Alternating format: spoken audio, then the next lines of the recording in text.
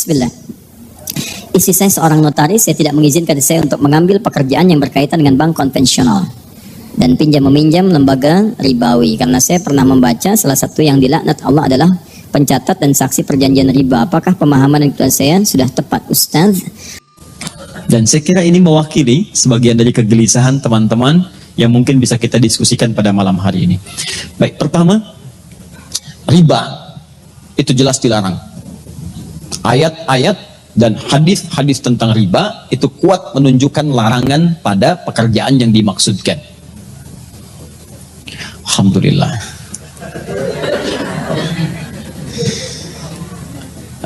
Sudah. Hadis Muslim hadis 1402 juga 1389. Man dalla ala khairin falau ajruhu mithla fa'ilihi min ghairi an yankusa min adli syai'. Siapa yang menunjukkan, memfasilitasi, membantu pada kebaikan, dia akan mendapat pahala yang sama dengan yang mengerjakan tanpa dikurangi sedikit pun. Ya, Masya Allah. Mudah-mudahan pahala yang menghapus sama dengan menulis, ya. Baik. Ya, sementara saya tidak menulis dulu, fokus ini. Tahan.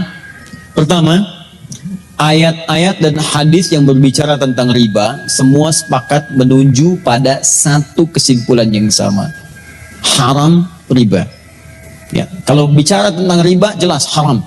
Quran surah kedua misalnya Al-Baqarah ayat 275. Paling kanan sebelah atas.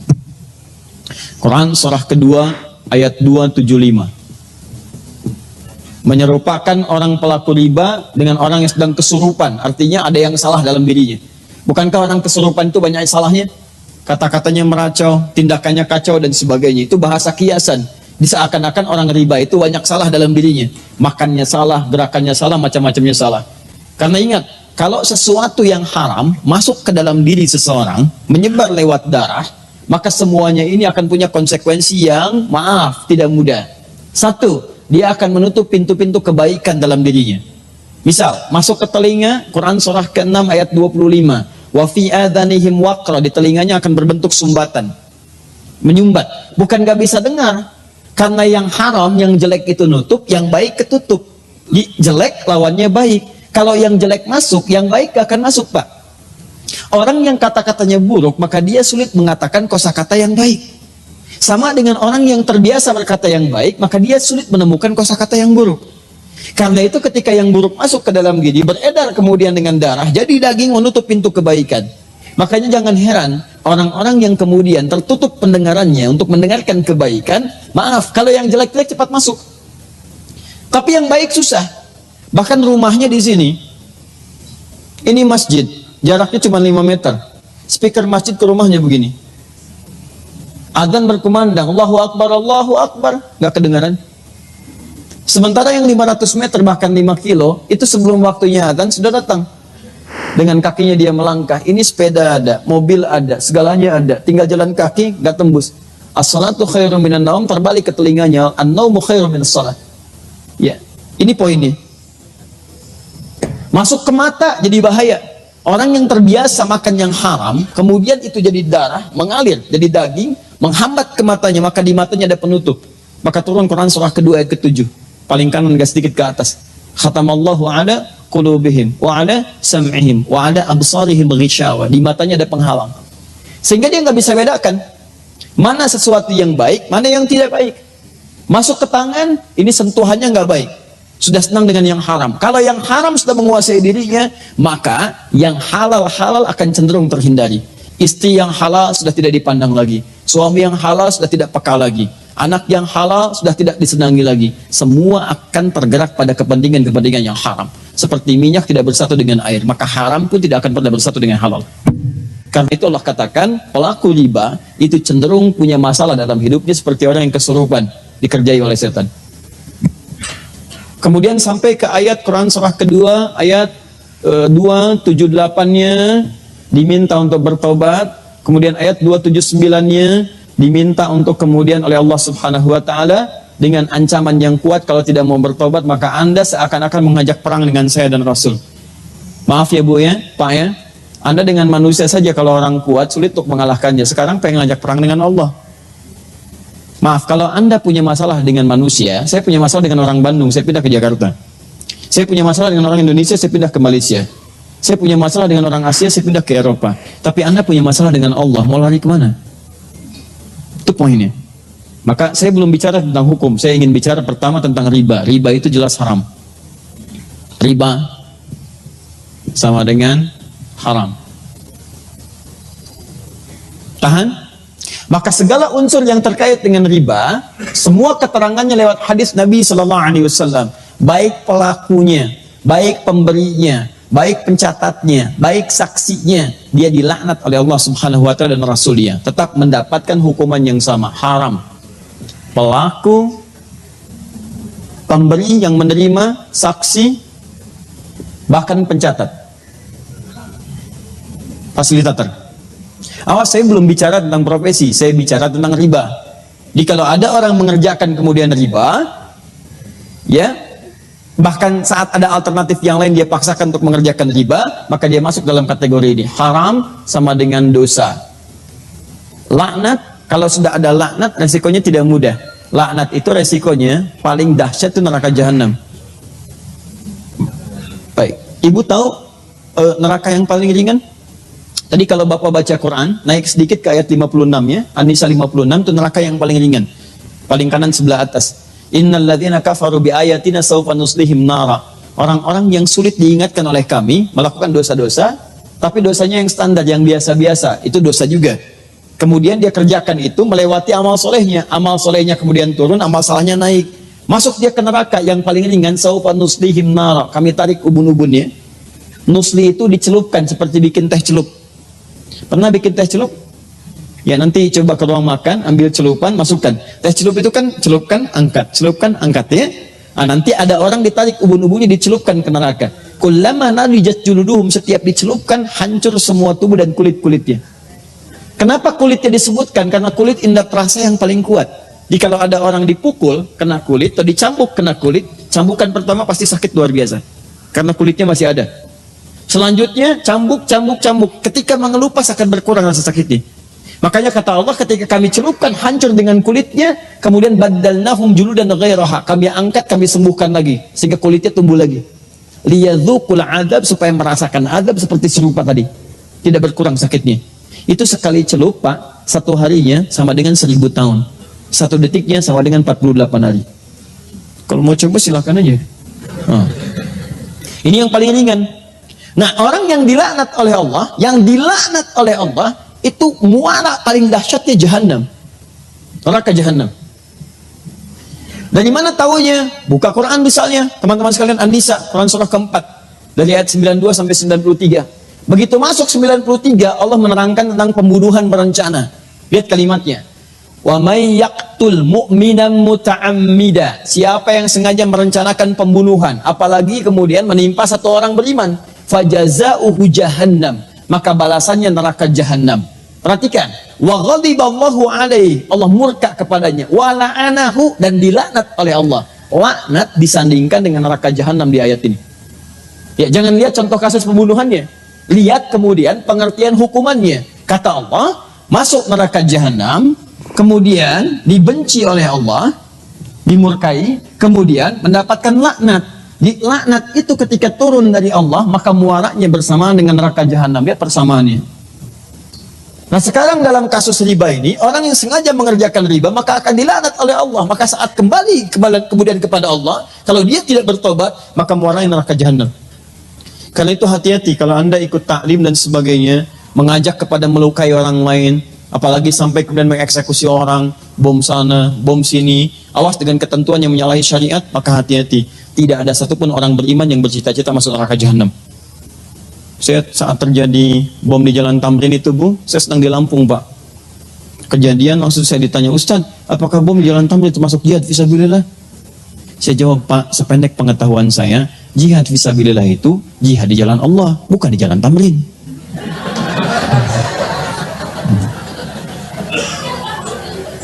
Sekarang balik sini ya. Lihat sini, fokus. Ini baru riba. Saya mau terangkan hukum dosa dulu. Nah, setelah itu baru kita masuk kemudian kepada pertanyaan. Ada bank konvensional tadi disebutkan. Di antara kemudian tautannya dengan jasa yang digunakan oleh notaris, boleh jadi ada kemitraan yang tersangkut paut dengan bank konvensional. Apakah setiap turunan dari transaksi bank konvensional menghasilkan riba? Itu pertanyaan yang pertamanya. Satu, apakah kemudian kalau ini menggunakan jasa bank konvensional termasuk dalam kategori riba pula? Itu kemudian yang mesti kita jawab. Nah, teman-teman sekalian, sekarang saya terangkan sedikit saja tentang hukum. Nanti saya masuk ke Fatwa MUI nomor 1 tahun 2004, ditandatangan tanggal 5 Zulhijjah tahun 1424, ya, bersamaan dengan tanggal 24 Januari tahun kemudian 2004, ya. Jadi setahun sebelum didirikannya INI. Nah, sini. Tahan, fokus ini. Pertama, lihat sini. Riba sama dengan haram. Haram itu hukum. Ada 5 hukum dalam Islam di usul fikih. 1 haram, kedua kemudian ada halal, ketiga ada mubah, keempat ada sunnah, kelima ada makruh.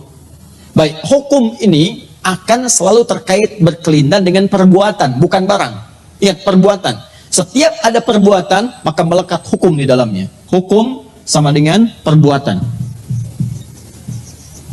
Ingat ya, bukan barang ya, bukan barang.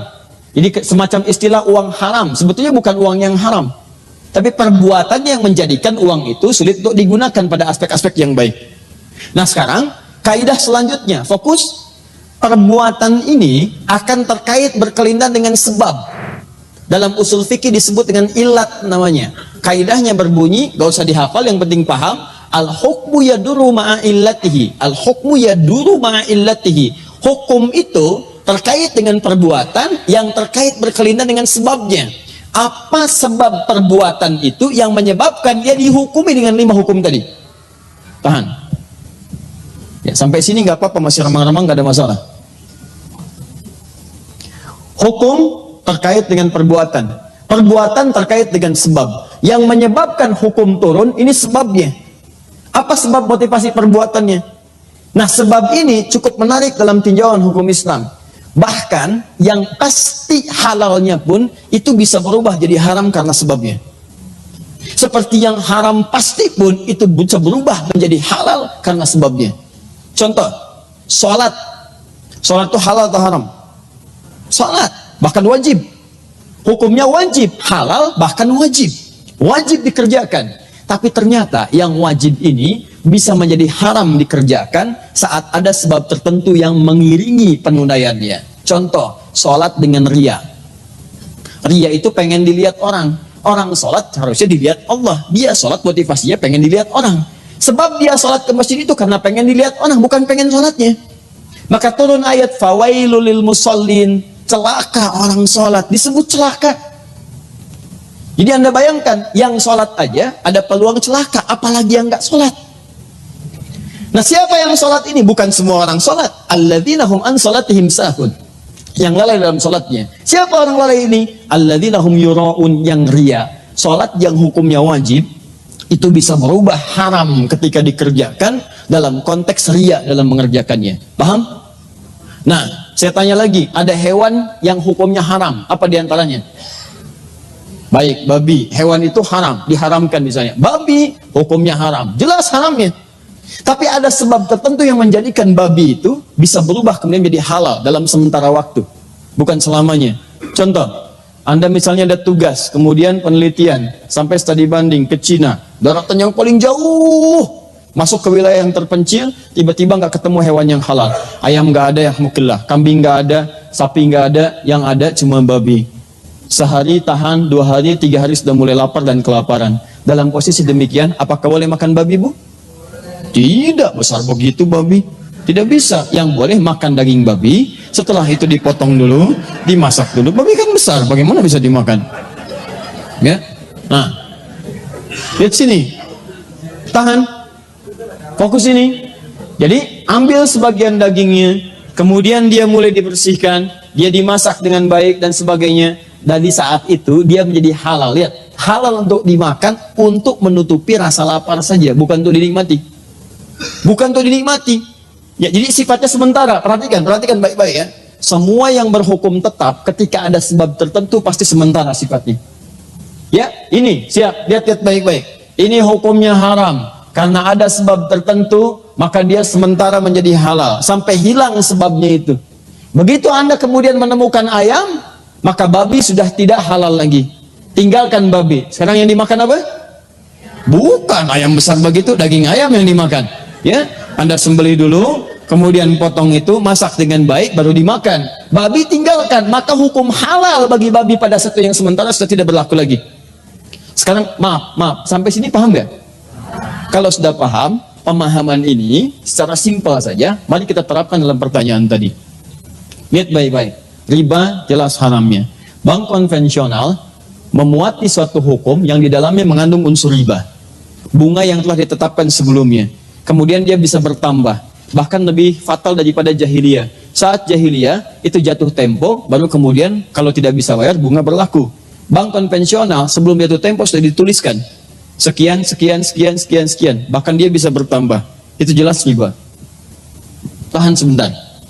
Nah, di sisi yang lain, ada fundamental ekonomi yang menentukan stabilitas dalam muamalah, bahkan dalam sistem pemerintahan. Nah, sekarang pertanyaannya, lihat baik-baik. Kalau ekonomi tidak berlangsung dengan baik, maka syarat mendapatkan ketenangan dalam dunia pemerintahan, kata Al-Quran, cuma dua. Itu yang paling utama. Dalam surat Al-Quraish, li'ila fi Quraishin, ila fi imrihata syita, iwasai, faliya'budu rabba hadal, baik, alladhi at'amahum minju. Satu, wa amanahum min khawf. At'amahum minju itu stabilitas ekonomi. Yang kedua, wa amanahum min khawf, stabilitas politik. Kalau dua terganggu, maka akan menjadikan goncangan dalam pemerintahan. Ekonomi kuat tapi politik gak bagus, goncang. Maaf, politik kuat tapi ekonomi gak bagus, goncang. Yang jadi persoalan, transaksi-transaksi dalam kehidupan itu bagian dari putaran roda untuk menguatkan nilai perekonomian.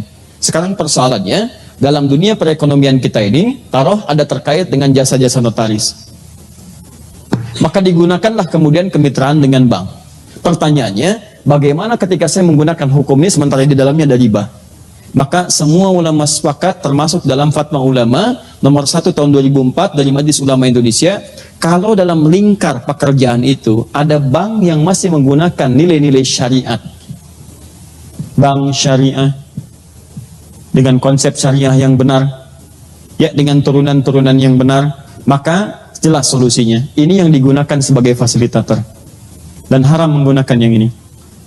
Tapi kalau fungsi ini tidak bisa menjangkau nilai-nilai transaksi yang sedang dikerjakan, pekerjaan yang sedang dilakukan, yang kalau kemudian tidak difasilitasi memberikan goncangan kepada nilai ekonomi atau menyebabkan madarat yang lebih kuat, maka keputusannya kemudian dituliskan, boleh ini digunakan, boleh sekali lagi ini digunakan dengan batasan sementara sambil mencari sistem yang kuat dan tetap untuk menjembatani dan memberikan fasilitator kepada apa yang sedang dikerjakan. Jadi kalau pertanyaan cepatnya, sepanjang bisa di cover oleh bank-bank syariah dengan hukum yang benar, maka itu kemudian yang dipilih. Tapi kalau itu tidak bisa di cover, bahkan memberikan madarat yang lebih besar, maka Anda boleh menggunakan bank konvensional dengan tujuan menggunakan sementara sebagai jembatan untuk menyelesaikan persoalan dan untuk mencari yang lebih baik lagi ke depan. Bahkan sekarang ada formulasi yang bagus. Saya sudah bertemu dengan beberapa pejabat bank di konvensional untuk mengarahkan pada nilai-nilai syariah. Walaupun akadnya kemudian teman-teman sekalian dibentuk dengan form-form yang sifatnya konvensional, tapi nilainya bisa ditawar di situ. Misal, ada teman-teman yang ingin membuka tempat hunian, dia mau bikin KPR, ya ke bank syariah, marginnya terlampau tinggi. Di bank konvensional diberikan margin sekian, tapi persoalannya suku bunganya tidak tetap, dia berubah. Maka apa yang ditawarkan? Dibawalah konsep syariah dengan akad yang berbeda, tapi tidak juga merugikan kemudian konsep yang ada di bank itu. Yang telah Anda tetapkan misalnya 3% ini, bagaimana kalau dibagi dengan hukum seperti ini? Jadi bank itu tetap dapat 3% juga. Tapi kaidahnya ditukar, akadnya menggunakan akad Islam. Ya, jadi bukan ganti jubah, bukan. Jadi poinnya adalah ini yang kami lakukan, Anda beli dulu ini, beli ini kami berikan kemudian nilai kesepakatannya selama 3% tadi, kita robah dulu, akadnya jadikan sebagai penjualan, jadi Anda terima itu, jual lagi kepada kami dengan apa yang telah Anda tetapkan tadi. Jadi dari Anda tetap 3%, tapi kemudian dirubah cara akadnya, kami membayar dengan cara yang sama. Dan tidak terjadi penambahan nanti, ketika jatuh tempo tidak bisa bayar, konsekuensinya Anda kemudian berkomunikasi dengan teman-teman Anda, saling menutupi. supaya kemudian tidak terjadi tambahan-tambahan yang hadir atau menjadi tuntutan dari pihak bank untuk menagihnya. Nah, maka saya kira modifikasi semacam ini bisa didiskusikan, tapi yang terbaik adalah kalau sekali lagi ini keputusan Fatwa Ulama Indonesia MUI, kalau ada syariah itu yang digunakan. Kalau tidak bisa di cover, maka konvensional diambil sebagai jembatan. Tapi yang paling besar pertanyaannya adalah kenapa sih dari 200 juta lebih ini tidak bisa mewujudkan sistem perbankan yang baik yang kira-kira mengakomodir kepentingan umat Islam? Kalau Malaysia bisa, kenapa Indonesia tidak? Ya kan? Saya kira, dan tidak ada yang dirugikan. Negara juga untung, masyarakat juga untung. Maka salah satunya adalah hidupkanlah bank syariah itu. Dan dorong syariah itu bukan cuma nama. Saya ulang, dorong syariah bukan cuma nama. Namanya syariah misalnya, tapi menggunakan praktek ribawi yang lebih besar daripada bank konvensional. Itu juga bermasalah. Paham ya? Nah, jadi kesimpulan singkatnya, dalam konteks demikian, jika ada bisa itu ditangani oleh bank syariah, maka bank syariah itu yang diutamakan. Jika tidak memungkinkan, maka boleh menggunakan kemitraan dengan bank konvensional sepanjang memahami itu sebagai wasilah, bukan sebagai tujuan. Allahu a'lam bissawab. Itu yang mengatakan bukan ada hidayah, yang mengatakan adalah kesimpulan dari fatwa ulama dengan referensi-referensi yang kuat. Di Quran, hadis, juga Anda bisa buka kitab Al-Majmu' Syarah Muhadzab misalnya, juz yang ke-9 karya Imam An-Nawawi. Ya, juga fatwa ulama dari luar, Majmu' Buhuth yang di Kairo, Majmu' Buhuth kemudian yang di Saudi dengan yang lain-lainnya menyampaikan penyampaian yang sama.